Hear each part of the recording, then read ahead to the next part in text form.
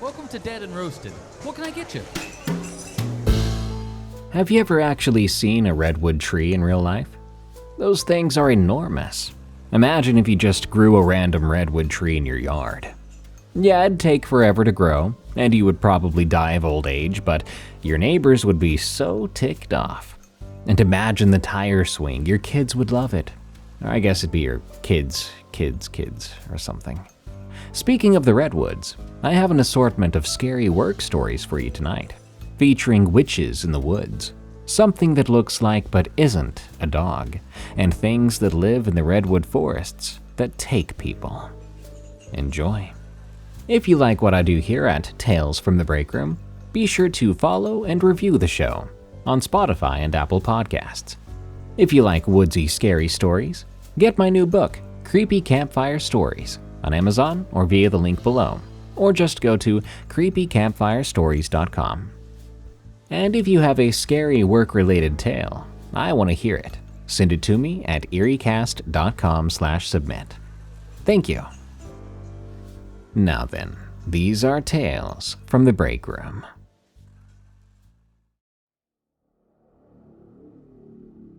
My dad and I met a witch in South Korea. From TheFlashhawk. When I was in high school, I lived on a very small island off the coast of South Korea called Jeju. My parents were international teachers. My dad was a math teacher for high school, or Key Stage 3 and 4, since it was a British school. The island was very beautiful, but quite infamous for its forests. Not only were they dense, but they also carried a rough history. During World War II and the Korean War, thousands of locals had been hunted and killed by the tyrannical powers of the time. It was a truly terrible history, one the people weren't soon to forget. Many believed the forests and surrounding areas were haunted. My dad and I weren't so quick to believe in such ideas, but we did find them interesting or exciting.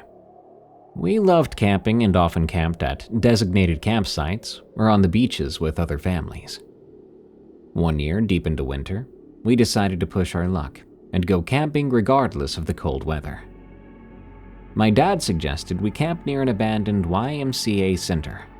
Yes, in the middle of the forest on a rural Korean island. I, of course, thought this was a terrible idea and objected, but we ended up going anyway. When we got there, we found a nice place to camp, set up our tent, and made a small fire. It was probably close to freezing then when it started to rain. At the time, I was really not enthused and desperately wanted to leave. The combination of the freezing rain, haunted forest, and nearly abandoned center was really pushing my limits. Nonetheless, we decided to stay. The night was cold, and even so, the sounds of nature kept me awake until late, probably around 1 a.m. I don't remember falling asleep, but I do remember my dad shaking me awake early in the morning. I got up quickly, worried something was wrong, but he just wanted to show me something beautiful. The rain had turned to snow. The dense jungle-like forests were blanketed in white, not something you often see, since the tropics don't generally get much snow. One thing that made Jeju quite unique. Though the view was wonderful, I soon dozed back off to sleep.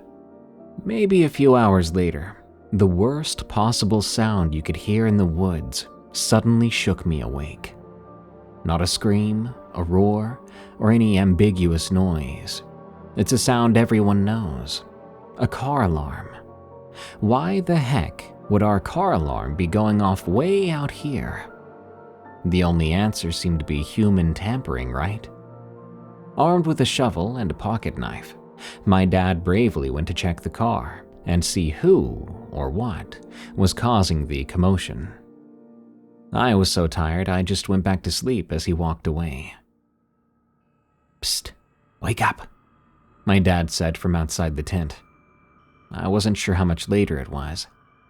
I got up groggily and put my shoes on. "What is it?" He told me it wasn't our car. For whatever reason, someone else had parked way out here, probably to check out the abandoned building. When we got there, we found a minivan and a woman sitting by a bucket with a small fire. My dad introduced us. Apparently, they had been talking for some time before he woke me up. She seemed to be on the younger side, maybe late 20s, and she definitely wasn't dressed for the weather. Just a sweater and jeans, even in the icy, snowy conditions. She introduced herself with a Korean name I honestly don't remember, except for the fact when I told this story later to a Korean friend, he said that the name meant something like magic or witch cat. He said it was a name only really used in fairy tales, like meeting someone named Rapunzel or Hansel. Besides the name, she said she also had a black cat wandering the area, like a cliché witch. One thing I found weird was that the firewood she used was completely dry, even though it had rained and snowed all night. She even had a pile of extra dry wood behind her. Strange, but not explicitly supernatural. After she introduced herself and we chatted a bit, she told us some stories. Weird and sometimes disturbing stories. I remember her proudly talking about making a fire to cremate some roadkill in the middle of the city. Super strange things. After an hour or two, we decided to pack up our stuff and leave. We said our goodbyes and returned to our camp. We gathered our things and headed back to the car. When we got there, she and her van were gone, but now a black cat was sitting prominently in the abandoned building. It had this little red collar too, so it was definitely owned, not some stray. When we looked at it, I swear it bowed to us, as if acknowledging or waving us off. Both my dad and I, to this day, agree the cat was likely her, and that she was definitely a witch. It was a surreal experience, and it's nice to know that if witches truly are real, they aren't necessarily malicious.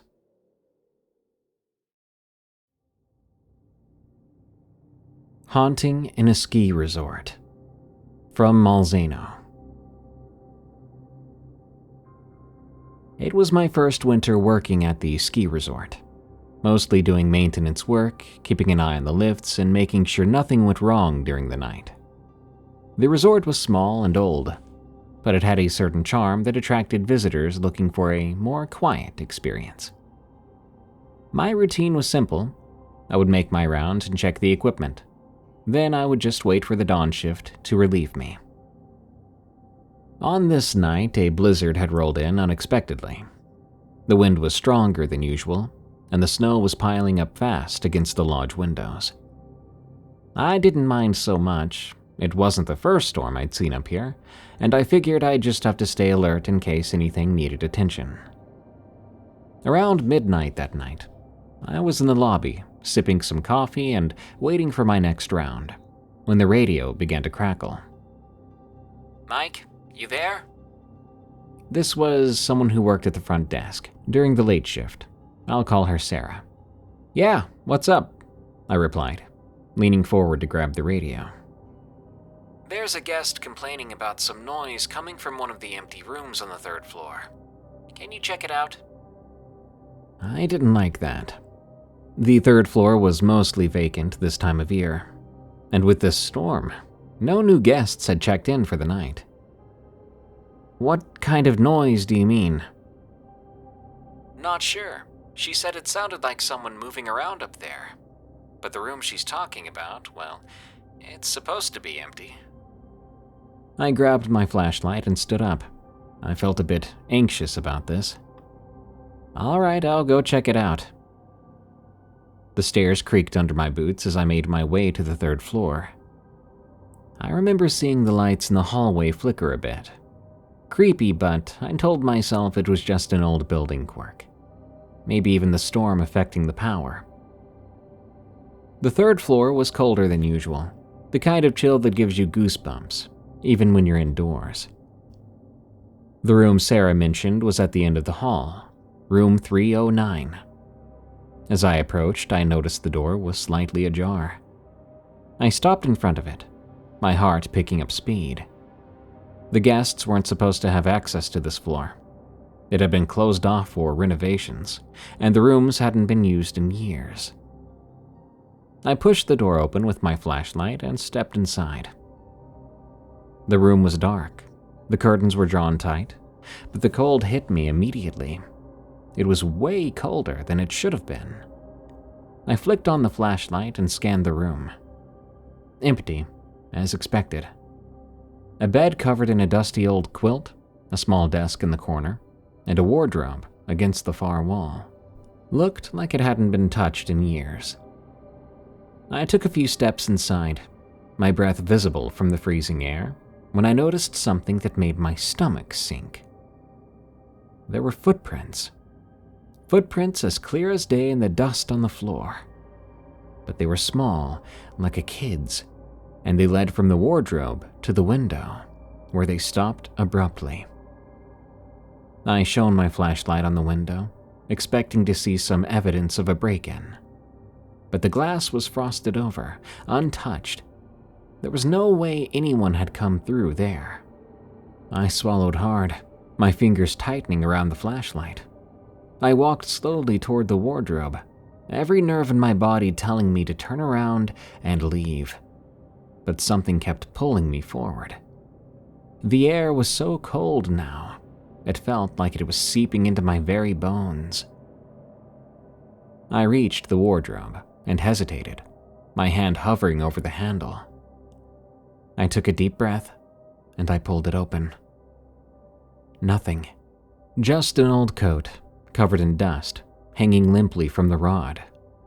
But there on the floor of the wardrobe was something else. More footprints leading into the back of the wardrobe, as if someone had walked straight through it. I took a step back, my mind racing. Obviously, that didn't make any sense. There was no other way out of the room, no secret door. I had checked the resort layout 100 times for renovations. The walls were solid. Suddenly, the door to the room slammed shut behind me. I spun around, my heart beating out of my chest, and I rushed over to the door. I yanked on the handle, but it wouldn't budge. It was as if the storm outside had locked it shut, sealing me within. I called out then, but my voice didn't go far. Then, out of the corner of my eye, I saw movement. Footprints. They were no longer still. The dust around them shifted like someone invisible was walking toward me. The soft patter of feet faint but unmistakable. I backed up against the wardrobe, my pulse racing. The flashlight flickered then. The footprints stopped just a few feet in front of me, as if whatever had made them was standing right there, staring at me. The air felt thick, like the room itself was about to crumble. I fumbled for the door handle again and yanked it hard, and finally, it gave way. I burst into the hallway, slamming the door shut behind me. I could barely breathe, but I didn't stop. I ran down the stairs, the cold clinging to me, not stopping until I reached the lobby. Sarah was down there, looking at me like I was crazy. "What happened?" she asked. I shook my head and tried to calm myself down. But the image of the footprints kept flashing in my mind. I don't know. Room 309, it's not right. It's not empty. We called in the manager, and a few hours later I was off my shift. By then the storm had died down, but I couldn't shake the feeling that I was not alone during that time in that room. I didn't go back to the 3rd floor again, nor did anyone else.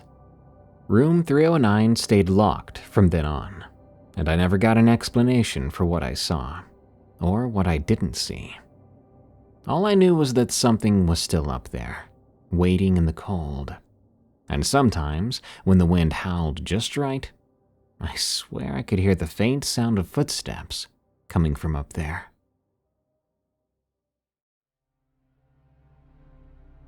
They. From James. I've sent this story to another podcast, but didn't get a response. However, I'd really like to get my story out there. Information, maybe. A reason to go back to a mountain I grew up around. Who knows? They.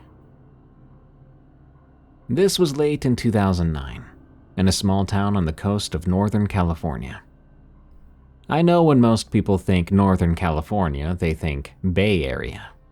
No, there are about 300 more miles of Northern California. So northern, it's about 15 miles from the Oregon border, nestled in the Redwood National State Park. Beautiful for sure. However, living there all my life, I know the beauty of nature can also be dangerous. This was during a time in my life where financial issues just seemed to be everywhere. So, being a husband at the time and a father of 2 kids, there was no way I was going to let them go without. Those days I was out of work, due to an injury. And well, I'm not the type to sit down for too long. Able to physically do the things I love, but according to work, not ready for the physical demands of the job just yet. I decided I would start picking some mushrooms and some bear grass. They're native to this area, and people pay good money for them. It's something I would do at the time regularly for some enjoyment and some extra cash. So to the hills I went. Now, to get to these areas of bear grass and wild mushrooms, it's a bit of a hike, sometimes miles and miles into the thick forest. This particular spot was just north of the Oregon border. My friend B was there. B and I headed up the hills with a husband and wife couple, friends of his. We'll call the husband C, and I can't recall his wife's name as this was the first time I've met her. A bit of a backstory on B and C. B is from the country of Laos, and C is from Cambodia, each with a string of cultural beliefs. I was born and raised in the sticks, an Indian reservation kid, so I have my own as well. And I've had my fair share of crazy, unexpected, and unexplainable things happen in my life. This will come into play later in the story. They come over here about 3 months out of the year to work picking, and the rest of the year they head home to enjoy their earnings with their families. The spot we were headed to was miles and miles off the grid, through meandering dirt roads in the mountains where it would be so easy to get lost. It was like a maze. This mountain specifically has 2 roads, one going to the north of the mountain, and the other wrapping around the south end, never actually meeting up for at least 10 to 15 miles. B and I took the north end, as C and his wife took the south. Divide and conquer, we thought. This is B and I's side of the story.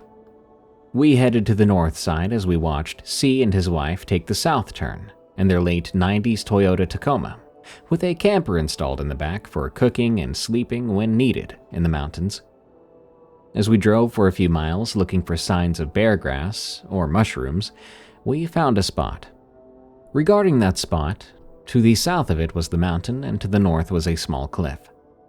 As we parked on the dirt road, to get out and take a look, we leaned over the side of the road and the cliff went down into a half-circle shape, it looked like, and went down a couple 100 yards. We saw bear grass everywhere. It was like we hit the jackpot. Excitedly, we headed down to collect our reward. Mind you, C and his wife are now on the complete opposite side of the mountain.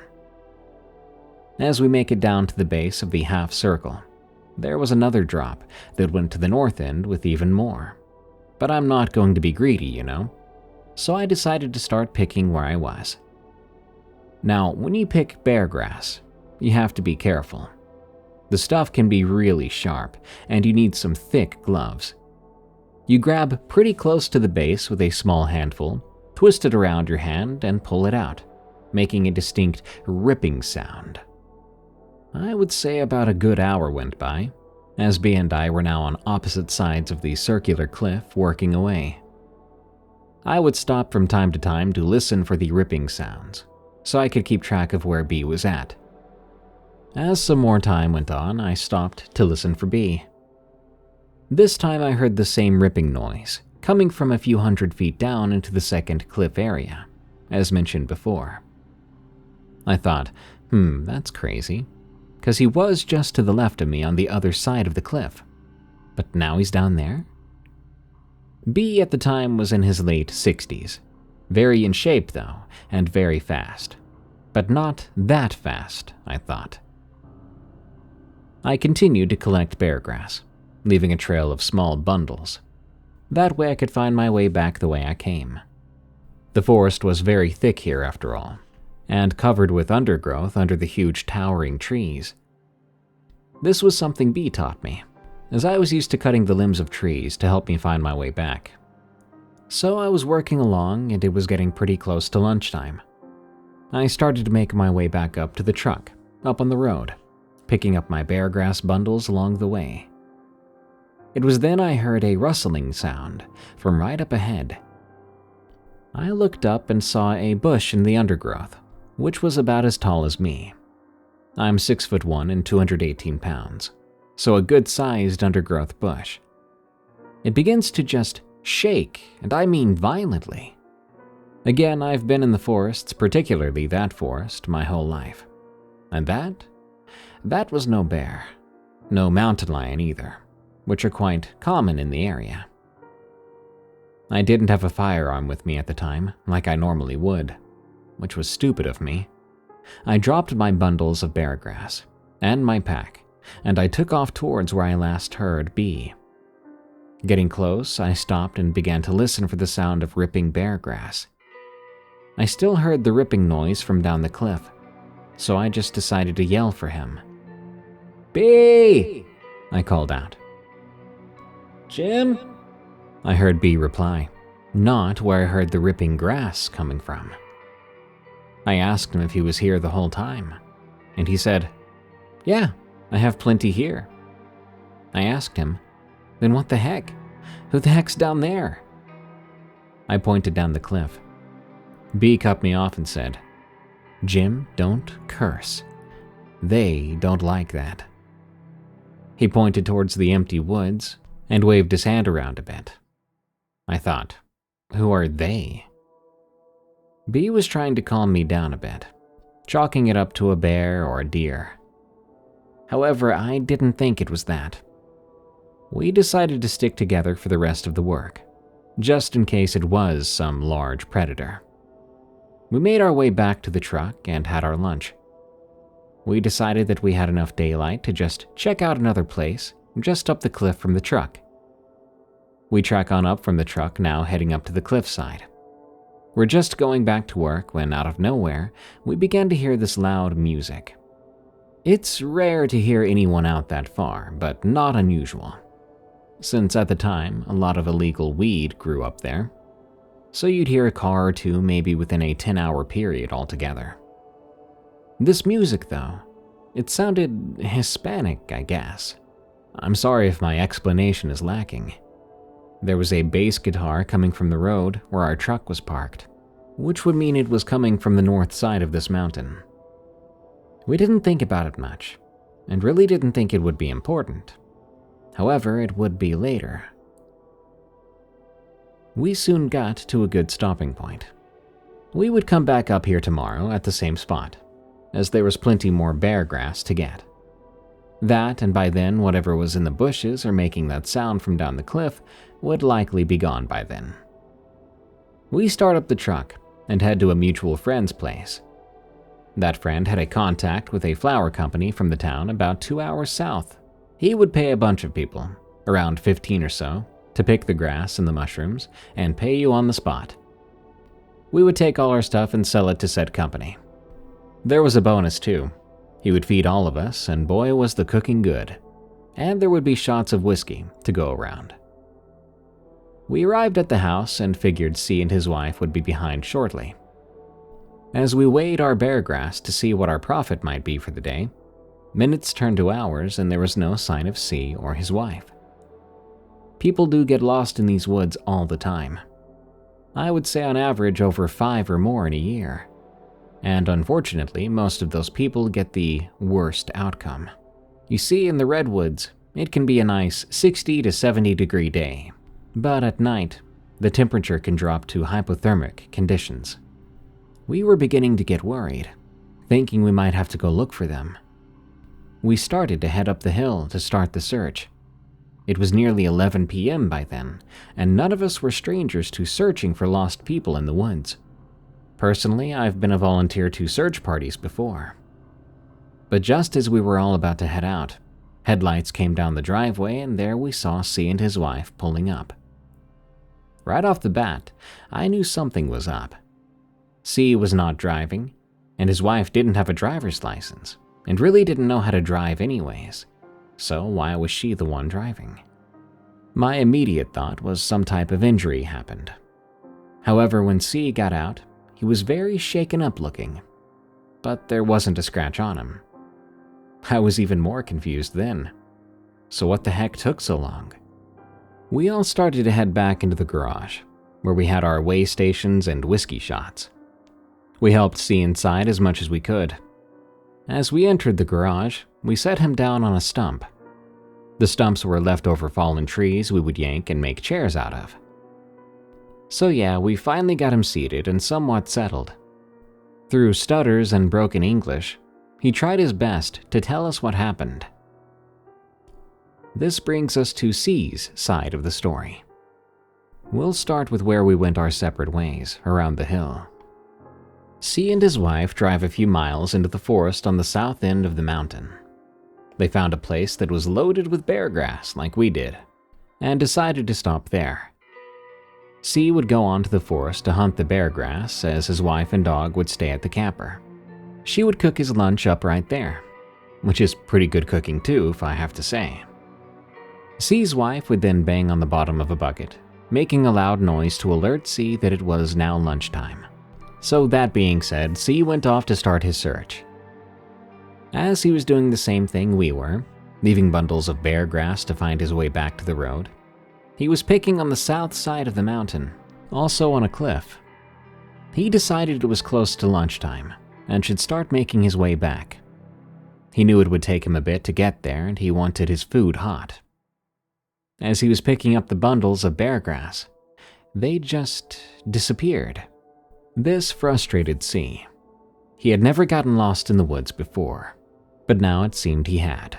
Otherwise, someone was out there playing tricks on him.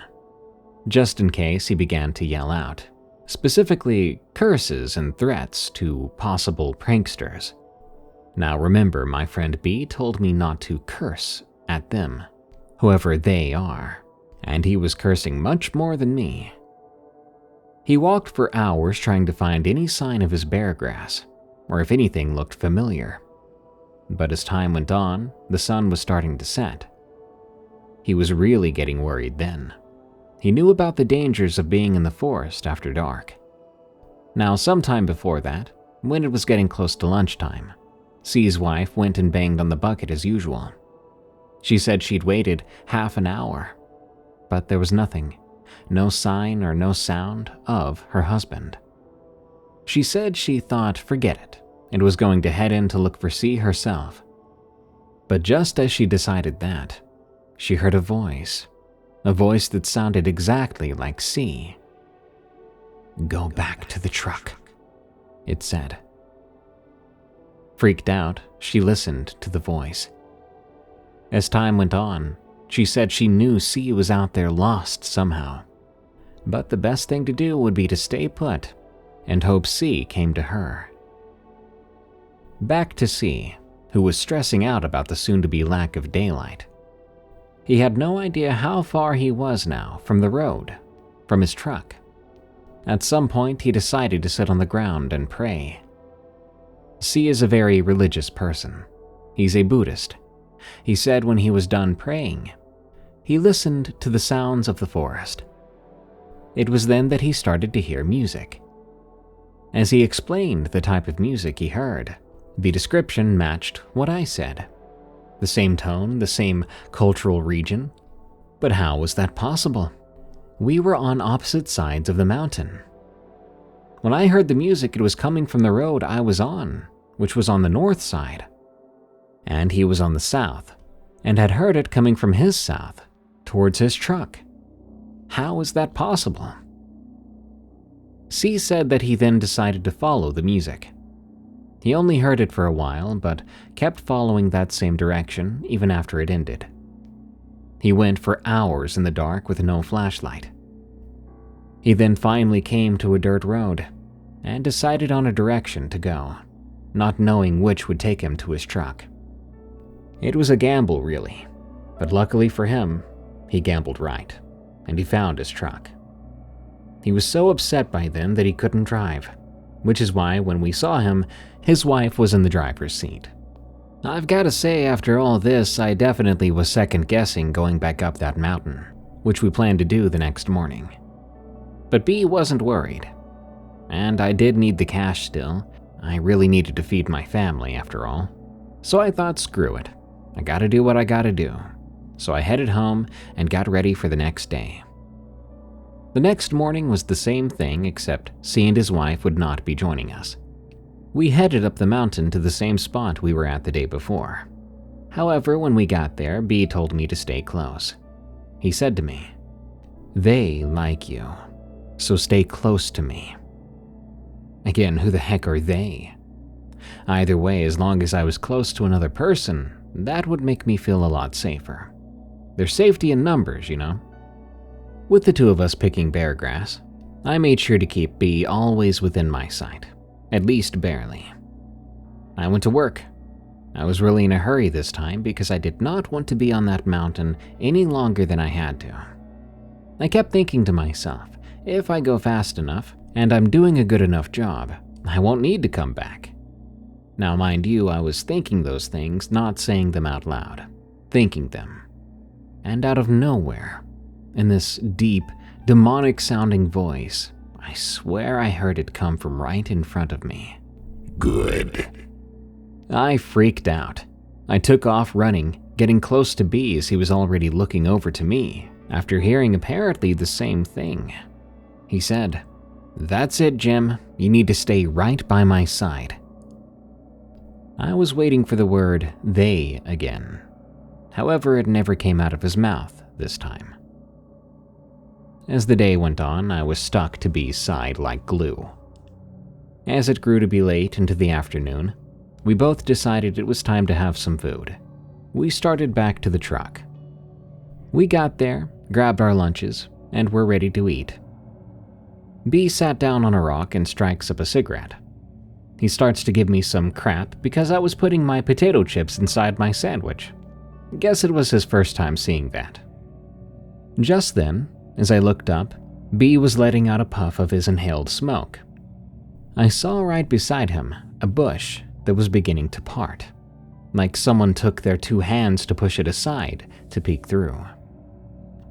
I swear I watched the smoke leave his mouth, and like some sort of slow-moving wind tunnel, the smoke began to pull into the bush, like something else over there was inhaling it from a distance. B saw the look on my face, then looked at the direction I was peering into, and he saw it as well. As soon as he looked, though, the bush closed back up, and the siphoning of the smoke stopped.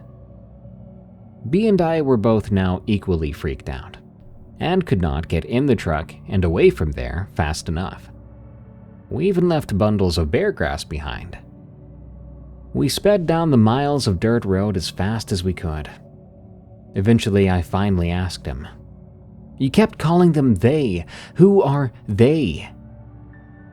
B then said we would talk about it as soon as we were out of the forest, safe at our friend's house. Mind you, I've seen many things I can't explain. However, the key word was seen.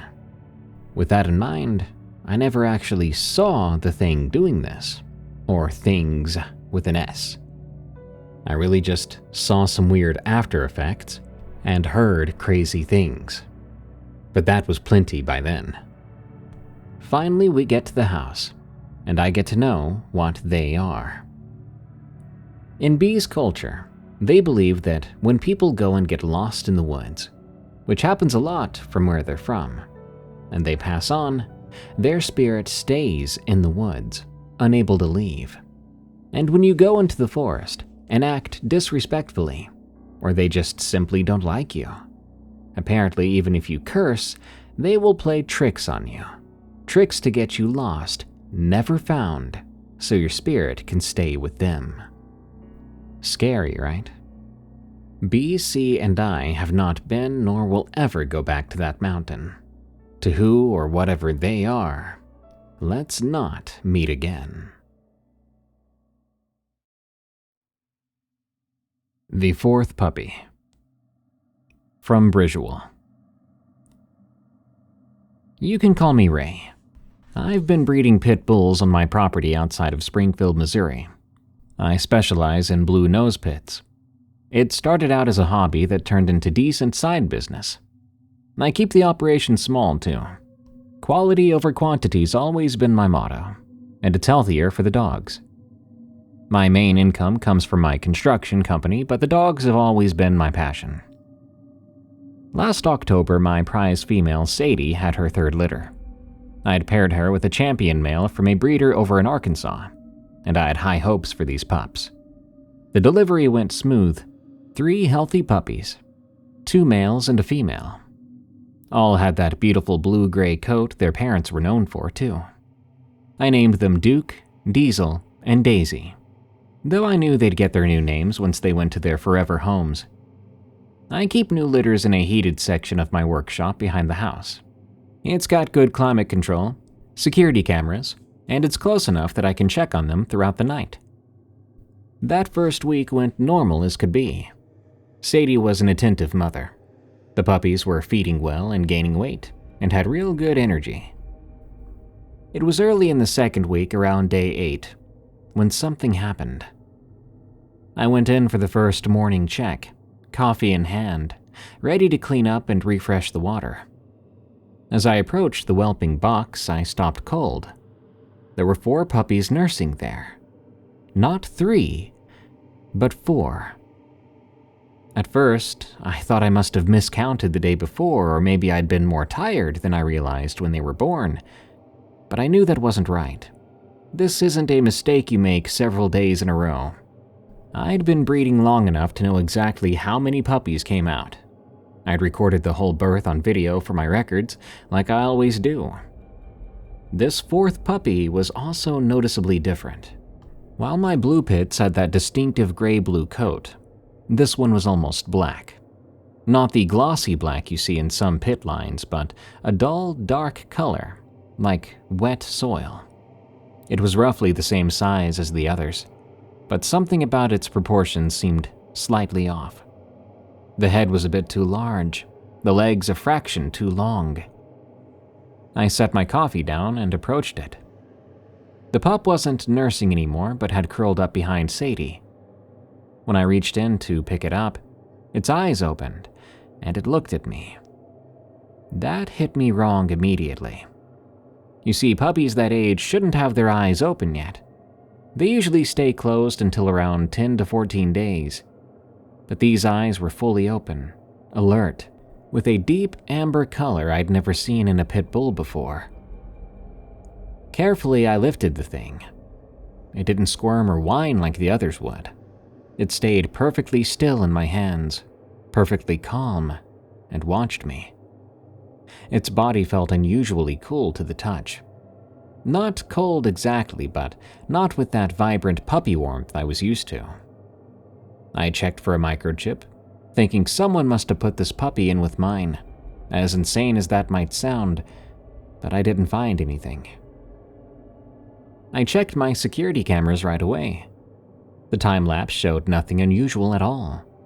No sign of someone entering the workshop. The strange puppy simply wasn't there in one frame, and in the next it was, nestled with the others like it had been there all along.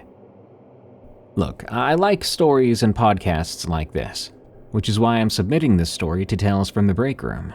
But I'm still a practical person, so I figured there had to be some sort of simple, down-to-earth explanation.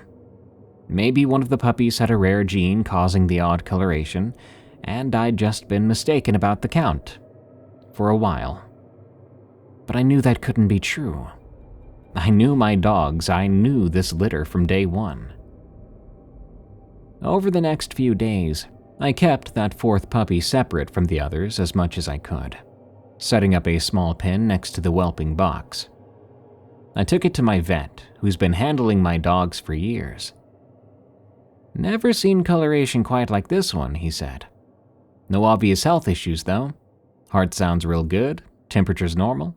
He looked at its eyes and said, "Early eye-opening can happen, but this level of awareness is unusual.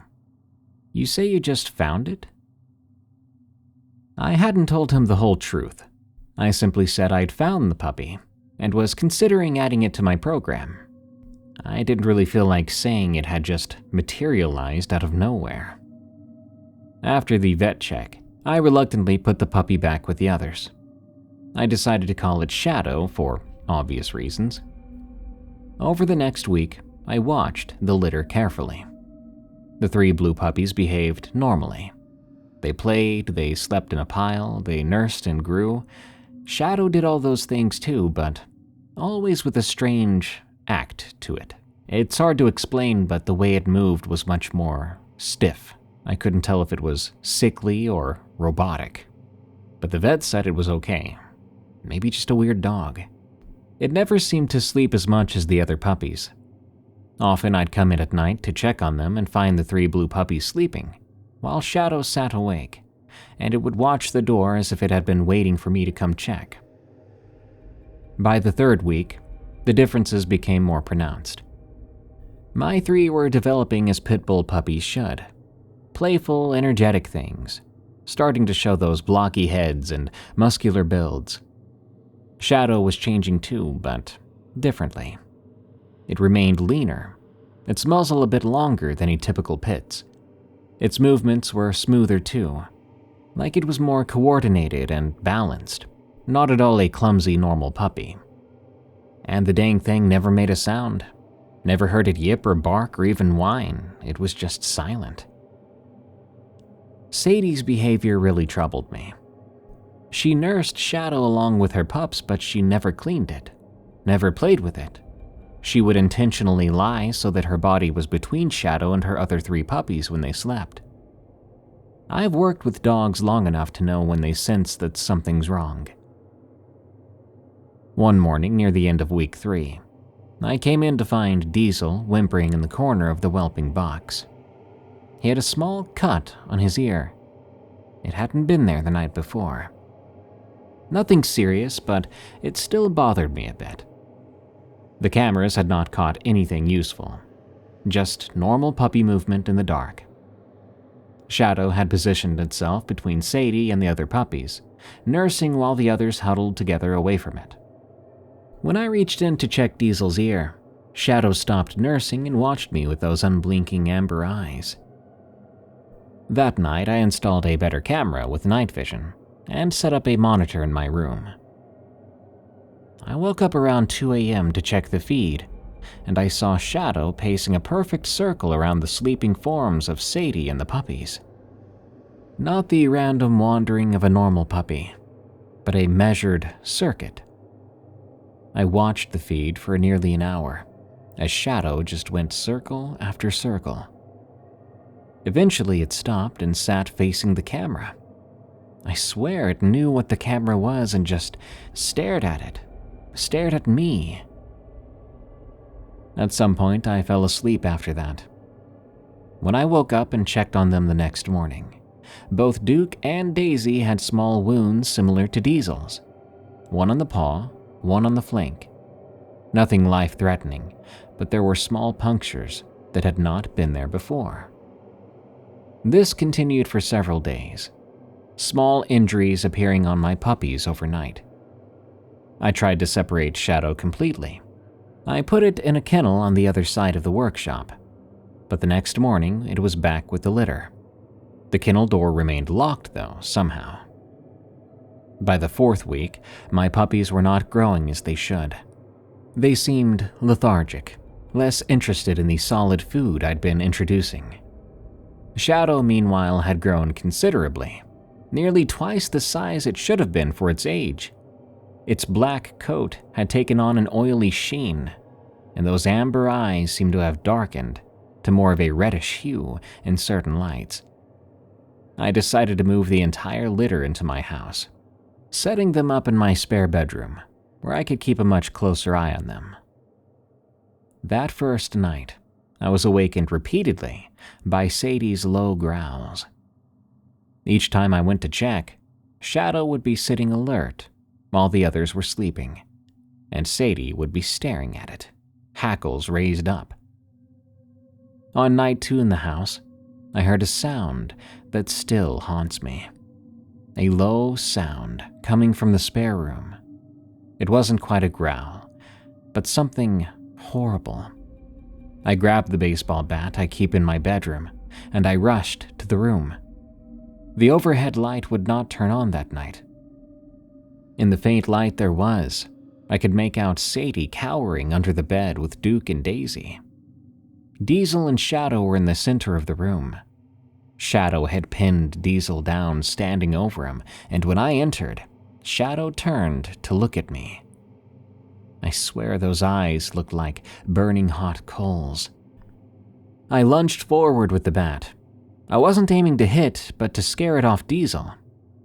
Shadow moved fast, though, running between my legs in the blink of an eye and out into the hallway. Quickly, I closed the door and turned to check on Diesel. He was alive, but he was barely moving. There was a puncture wound visible on his neck.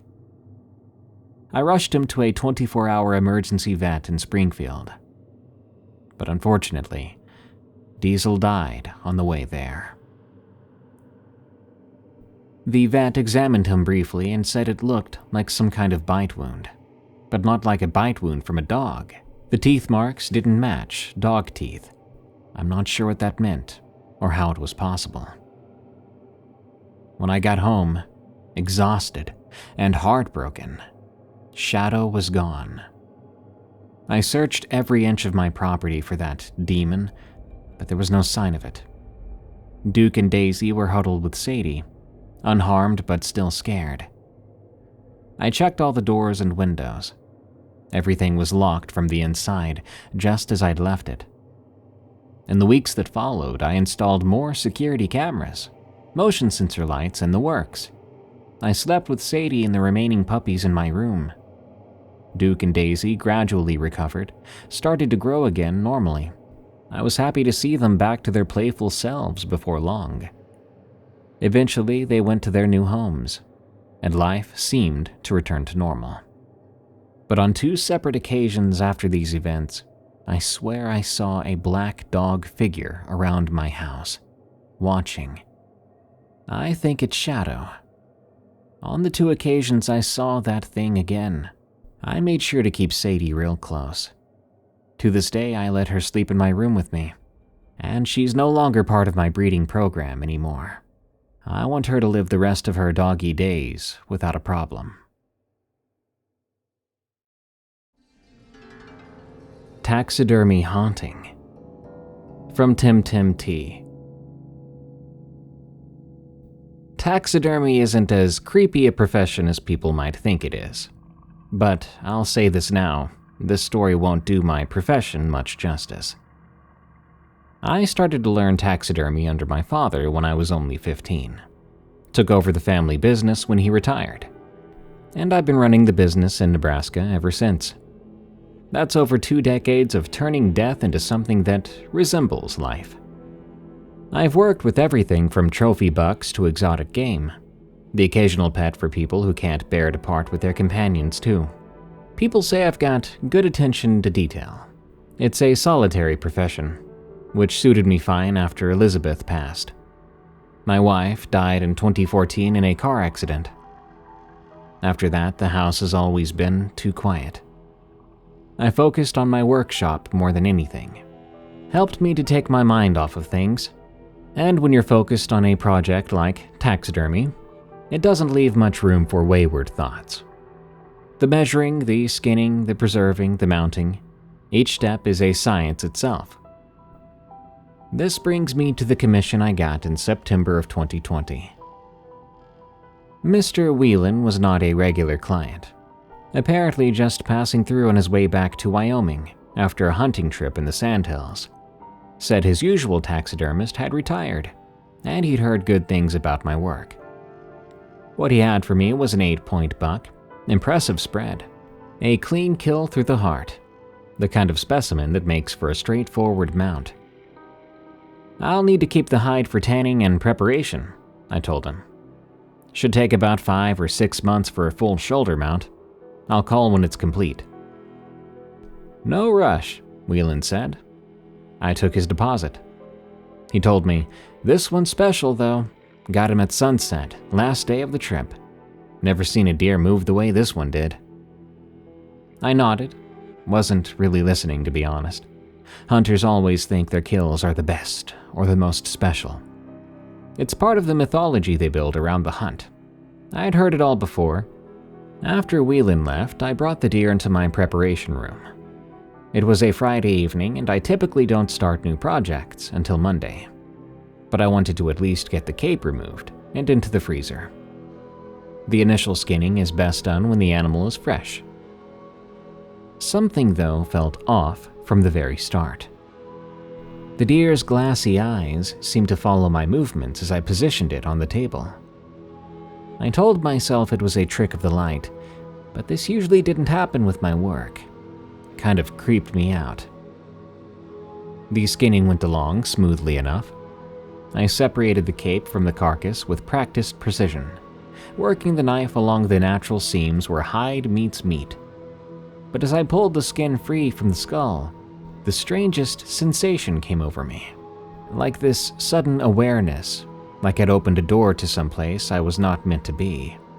At that moment, the workshop felt darker. I shook it off. I finished up the initial prep, salted the hide, and stored it properly in the refrigeration unit. I disposed of the carcass in my usual manner and cleaned my tools. By then it was well past midnight, so I locked up the workshop and headed to the house. It was a long day that day, and I went to sleep almost right away. But I woke up in the middle of the night to a buzzing sound. This buzzing was not my alarm clock like I'd hoped. No, this was the sound of hundreds, maybe even thousands, of flies. I opened my eyes to darkness, animated by moving shadows. There were thousands of flies in my room, like a big black and noisy, disgusting cloud. I freaked out, fumbling for my bedside lamp. When I finally clicked it on, I saw it for real. Just this untold number of flies covering every surface of my bedroom. Walls and ceiling, clustered thick on the dresser mirror, crawling over the framed photo of my wife. Jesus Christ, I thought. I scrambled from the bed and swatted at the insects that immediately diverted their attention to my exposed skin. I could feel their nasty, tiny feet scuttling across my arms and neck, making me panic even more. I hurried over and opened the bedroom windows up, even though it was so cold outside that night. I grabbed a broom then and began to sweep the dang things towards the opening. This process took nearly an hour, my heart pounding the entire time. When I got the last one through the window, or in the trash if it managed to die, I basically fell over on my bed, trembling and even more tired than before. When I woke up in the morning, I was still so tired. I looked around and noticed how impossibly clean everything was. If thousands of flies invaded your space, and you swatted at them with a broom for a straight hour, you would think you'd find corpses of the things all over the place, even after cleaning much of them up the night before. But I didn't. I know I didn't get them all out, and I know I didn't pick up all the dead ones. And yet, I couldn't find a single one. I even went over to the windowsill and inside the trash can. No flies. I chalked this up to some sort of extremely realistic stress dream. But I'll tell you that staying awake so long to deal with them, I'm pretty sure it was no dream. A better explanation might have been a hallucination. Who knows? That was only the beginning of the experiences. The following night, I woke up again, not to flies buzzing about, but to the sound of hooves on hardwood. A clop clop clopping sound echoing through my quiet house. I lay there, petrified, trying to understand what that might be. It sounded like it was coming from the hallway outside my bedroom, sort of pacing. Eventually it stopped after making it right outside my door. I didn't react. I just waited. The digital clock on my nightstand cast a red glow that read 3:14 a.m. It was right then when the doorknob began to turn, painfully slow. I watched it happen. After it turned completely, the door opened only a few inches, and all I saw outside of it was darkness. A sound came that chilled me to my marrow, like the wet and heavy breathing of a big animal. I swallowed hard and basically tackled my lamp in an instant, turning it on. Light from my room spilled into the hallway, and there was nothing there. I searched my whole house, but didn't find anything out of place. The following morning, I checked the workshop. So far, everything looked fine. I opened up the refrigeration unit, expecting the wheel-in deer hide to be missing, but it was just there, properly salted, waiting for me to do the next step. I got to work right away, hoping that treating it as a routine project would dispel any creepiness that lingered. I removed the hide from the refrigerator, placing it on my work table. I smoothed it flat with gloved hands and measured and marked the areas to be trimmed. As I began to cut, it felt wrong somehow, like I was cutting something that was still alive. Twice, I swear I saw the skin twitch beneath my knife, and once I could have sworn I heard a low moan coming from the skin itself. After a break and coffee, I kept going. I completed the initial trimming before lunch. When I came back, there was fresh blood coming from the skin, just enough to drip onto the floor. There had been no blood on it when I pulled it from the fridge. I decided to call up Whelan. He didn't pick up, but I did leave a message, letting him know that I've decided not to do the commission. I honestly felt a bit embarrassed. He came to me because people were proud of my work, and here I was, letting him down, which might devalue the skin itself after I'd gone partially through it.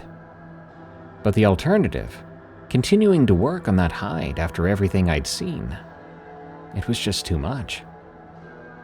That night was the worst.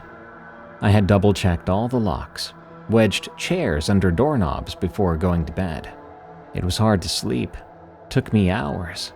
I was just listening to the house settle, and when I finally did sleep, of course, I woke up in the middle of the night again. I opened my eyes. My bedroom was not empty. Dark, but I could see something there. A figure standing at the foot of my bed, a silhouette blacker than the darkness around it.